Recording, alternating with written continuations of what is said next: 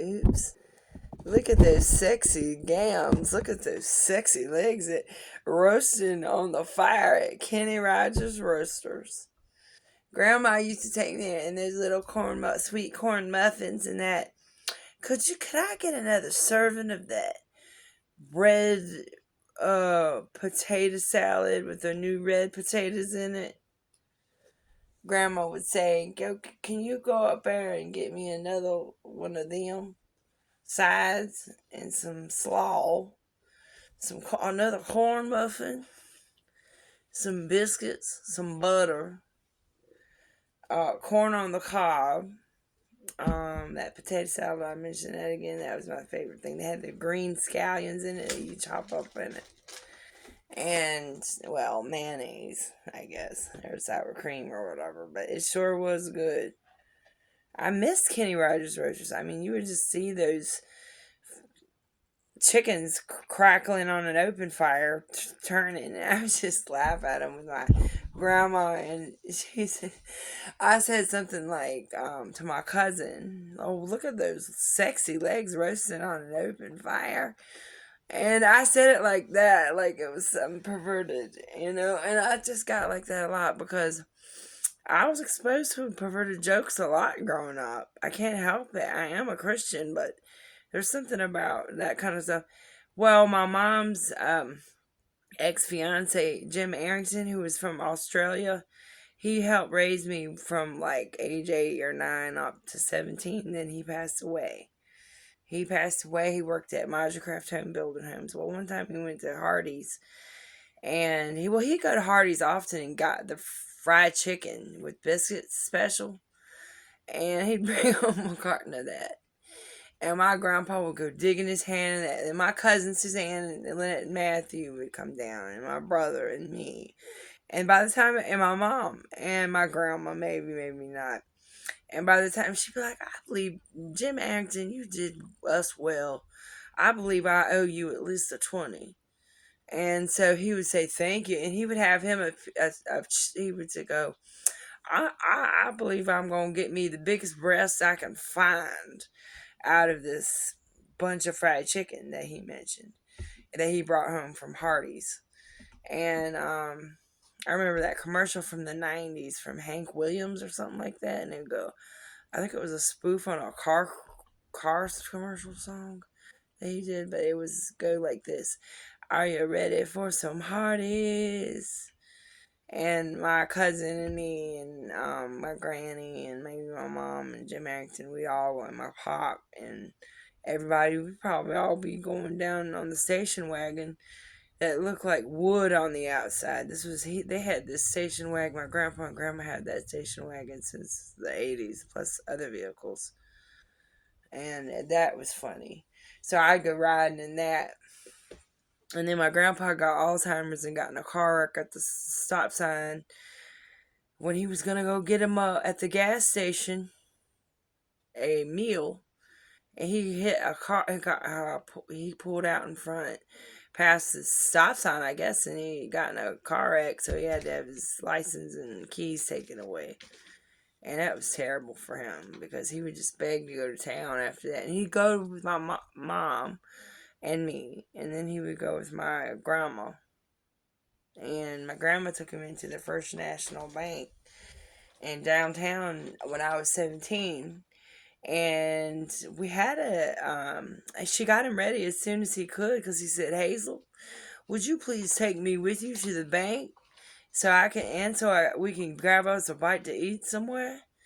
You know, and so he wanted to say that he wanted to either get money out or put a deposit in. Well, this time he was putting a deposit in because old age hit, and he was wearing his old slacks that were pajama pants because grandma didn't change them. And I didn't think. I was just 17, you know, I wasn't even working yet. And so I was just helping out Granny around the house and with her jobs that were sitting and caregiving as a home nurse with a real home nurse's degree. So she got that, and then she was set with elderly people, and she was getting elderly herself. So she did that, and she sat with elderly people till she was like in her late 70s or early 80s, I think. But one time, Pop left a deposit when we took him down there with his nothing but his patent leather church shoes on and his pajama pants that were checkered and some kind of jacket.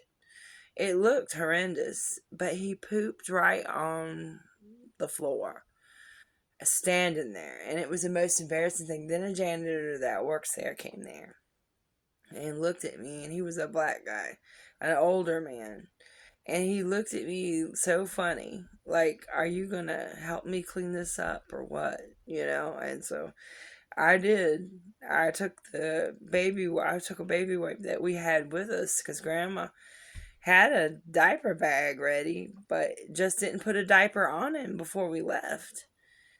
And so that was like, okay, I had to help him clean it up off the floor. But first, before I realized Pop was pooping on the floor through his pants, standing there waiting to make a withdrawal, he was actually making a deposit.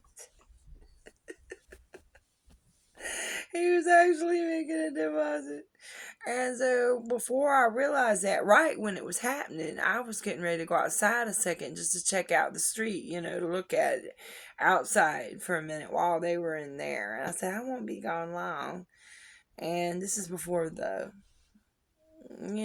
the farmer's market and everything was put in across the street, like there, I think.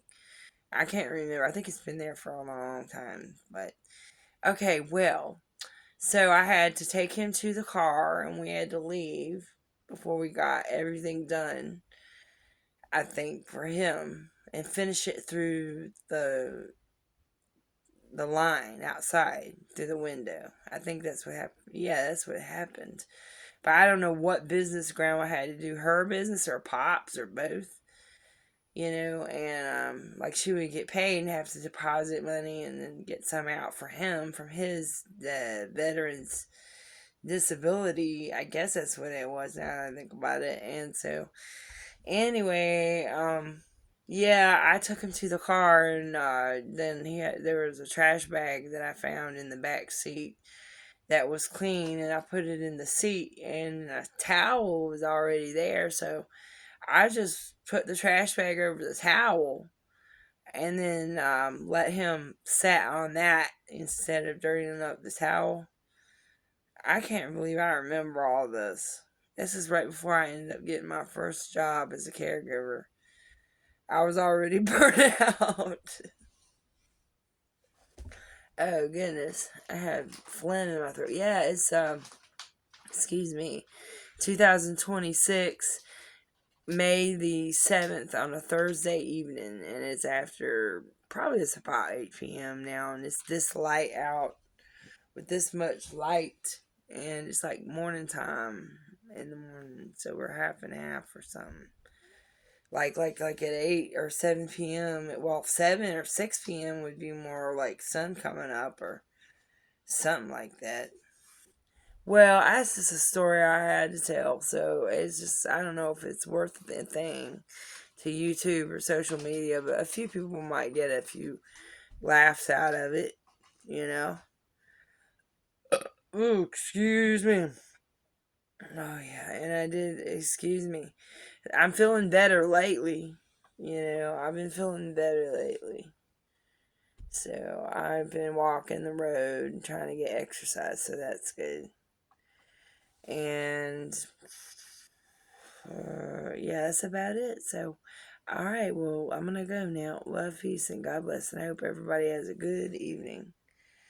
All right, and I got a 16 by 20 panels, three of them at Walmart for like to paint on, and canvases. I mean panels.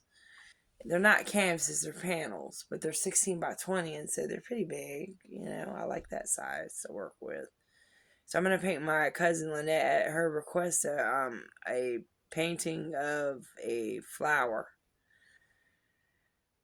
I haven't done it yet, but I painted Mom one. She saw that and requested me to paint her something like that, I think. So that's what I'll try to do. It's got the coral color in it that's kind of peachy, and I use folk art Meeden from online. I bought Meeden, And I think I bought it from Temu or Amazon. I can't remember. Studio 71, Folk Art, sometimes Apple Barrel. Yeah. And Castle Art metallic set, and that's cool. Okay, well, I'm gonna go. I hope everybody has a good evening. Love, peace, and God bless. And I found this a good SPF 30 though. It should be higher, but I've been wearing it with foundation too, hoping it helps. And it's native SPF 30 with coconut. And then I found this at CVS for $7 or something, and it's a limited edition pit pretzels filled with strawberry jam and the Reese's peanut butter. And they're not too bad. They're kind of dry. So, but they're good if you have Nutella, maybe to dip it in. But excuse me, I don't have any Nutella. I have suggest that you could go to Kroger and get white and or both milk chocolate in the tray that you can get this chocolate box stuff that's either white chocolate or milk chocolate. They might have dark chocolate too, whatever, just put it in the microwave and it was what the directions say. It comes in this carton and it's Kroger brand. And during the holidays, I've been getting that and making people fudge. But I don't think I'm going to do that this coming Christmas. I think I'm going to make something chocolate covered, like pretzels and things like that. So instead of fudge, yeah, I might make people trail mix with chocolate. That sounds good. With the nuts and then the white chocolate and milk chocolate covered pretzels, and I might work with some dark chocolate and drizzle that over top of the white chocolate and do little things like that. I don't know if I'll go to all that trouble, but at least I'll cover it in chocolate. I might not put the little stripes going across. What would it hurt? I just don't think that I'm gonna do that. I already made up my mind. I'm lazy on that. Certain things I get like that. I just don't think it'll make much difference. It'll still taste good. It just won't look as fancy. And plus, I don't want to, mess up too many containers to melt it in. And then I don't know how I would do that. Like, I might do it. I think I can do it. I just got to get two or three different kinds of chocolate that there is. And then I would like to get some of those little, it's like Baker's Secret. I don't know what it is, but it's caramel balls. Not chips, but they're like in these balls. And I've had those before in cookies. I've cooked with it before, but I forgot what you call it. It's called caramel meltaways or something like that. And I think you can put it in a lot of things.